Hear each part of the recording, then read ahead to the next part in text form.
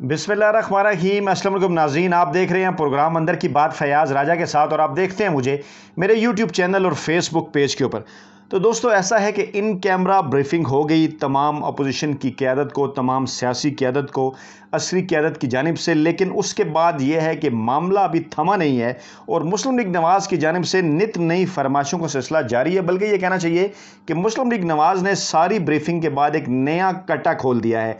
पहले तो मामला ये था कि प्राइम मिनिस्टर क्यों शरीक नहीं हुए, उस हवाले से फवाद चौधरी ने बता दिया कि क्यों शरीक नहीं हुए, क्योंकि शहबाज शरीफ की जानिब से कुछ रिजर्वेशन जो हैं वो ज़ाहिर की गई थी। स्पीकर ऑफिस को कहा गया था कि अगर प्राइम मिनिस्टर आए तो हम बाइकाट करेंगे।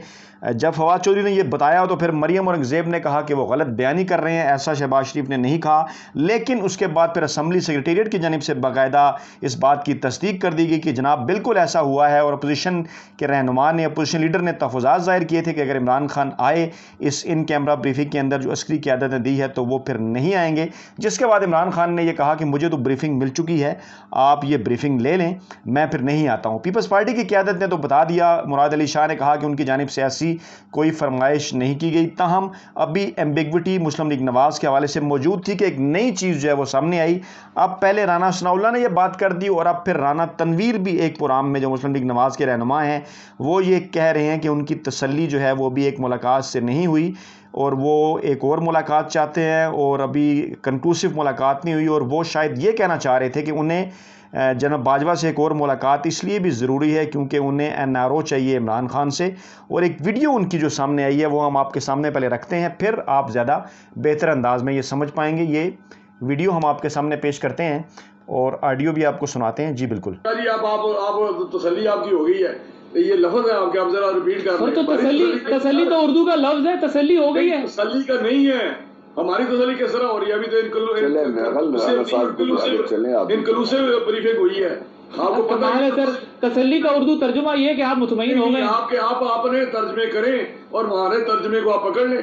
आप यू गाइस शुड नहीं, यू आर ब्लेमिंग मी ना सर, मैं आपको ब्लेम नहीं कर रहा। आप मुझे ब्लेम कर रहे हैं सर, आप ब्लेम कर रहे हैं मुझे। रिपीट कर लें, आप इंप्रेशन दे रहे हैं कि अपोजिशन वर डाइंग के भाई पता नहीं यार, खुदा के लिए आप मैंने ऐसी बात ही नहीं की। आप अपनी तरफ से क्यों इंटरप्रिटेशन कर रहे हैं? मैंने तो ऐसी कोई बात ही नहीं की है। आपने की है बात के लिए, आपकी कमाल हो गया सर। मैं अगर आपके एहतराम में ये बात आपको कह रहा हूँ कि मैंने ऐसी बात नहीं की, आप फिर भी नहीं समझ रहे। मीन भाई तसल्ली हो गई है सर, मैं अभी भी कह रहा हूँ तसल्ली हो गई। तसल्ली का मतलब ये होता है आप मुतमईन हो गए। नहीं, आप गलत बात। तो मुझे क्या सही बात क्या कहनी चाहिए राना साहब? अभी तो इनक्लूसिव मीटिंग रही है हमारी, कंक्लूसिव मीटिंग ही नहीं हुई अभी, और ब्रीफिंग उन्होंने इसके पहले कह सकते हैं कि हमारी तसल्ली नहीं हुई है, मजीद तसल्ली चाहते हैं। यार छोड़ो यार, क्या आपके प्रोग्रामों में तो आने ही नहीं चाहिए। आप बताया करें सर, आपको मैंने कोई जबरदस्ती तो नहीं बुलाया, रिक्वेस्ट की आप आए, डिबेट हो रही है सर, ये तो नहीं हो रहा। कमाल, प्रोग्राम छोड़ के चले गए।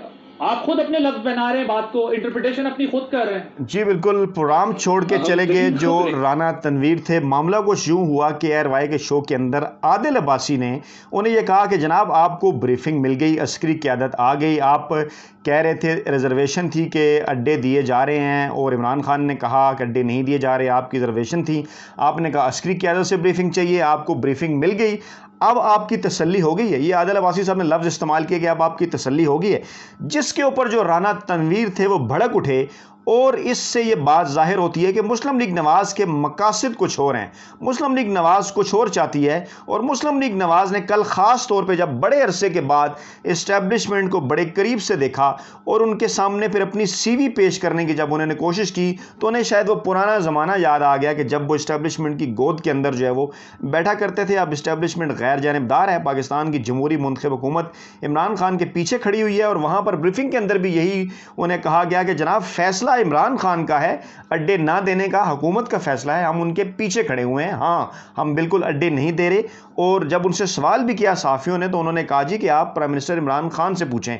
मामला ये है कि ये जब सारी चीज़ आज आदिल अब्बासी ने प्रोग्राम में उनके सामने रखी, इससे पहले राना सनाउल्लाह भी ब्रीफिंग के बाद एक बात कर चुके हैं। हालांकि इतने अच्छे माहौल में ये ब्रीफिंग हुई, तमाम लोग इसके अंदर शामिल हुए, तमाम तर मामलात के ऊपर अस्करी क़यादत ने ब्रीफिंग दी। अब जिसे वो कहते हैं कि दूध के अंदर मैंगनियाँ डालने की कोशिश کوشش جو ہے وہ مسلم لیگ نواز کر رہی ہے. پیپلز پارٹی کا رویہ نسبتاً ہمیں بہتر نظر آ رہا ہے.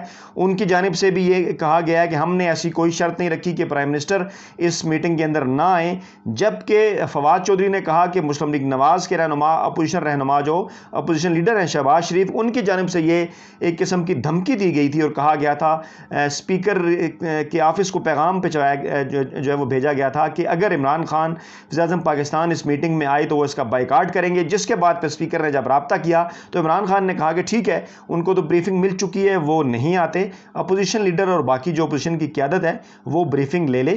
تو جس کے بعد جب یہ معاملہ میڈیا کے اوپر آیا تو مریم اورنگزیب نے پینترا بدلا اور انہوں نے کہا کہ شہباز شریف کی جانب سے ایسی کوئی بات نہیں کی گئی، کوئی ہے تو اس کا ریکارڈ دیا جائے. محترمہ، ایسی چیزوں کا کوئی ریکارڈ تو ہوتا نہیں ہے، ظاہر بات ہے زبانی کلامی ان کے ساتھ بات ہوئی ہے، لیکن پھر اسمبلی سیکریٹریٹ کی جانب سے بھی یہ بتا دیا گیا کہ بالکل اپوزیشن لیڈر نے اس فرمائش کا اظہار کیا تھا. انہوں نے کہا تھا، دھمکی دی تھی کہ اگر عمران خان آتے ہیں تو وہ نہیں آئیں گے. جس کے بعد پھر عمران خان نہیں آئے، اگرچہ وہ اس میٹنگ کا حصہ بننا چاہ رہے تھے.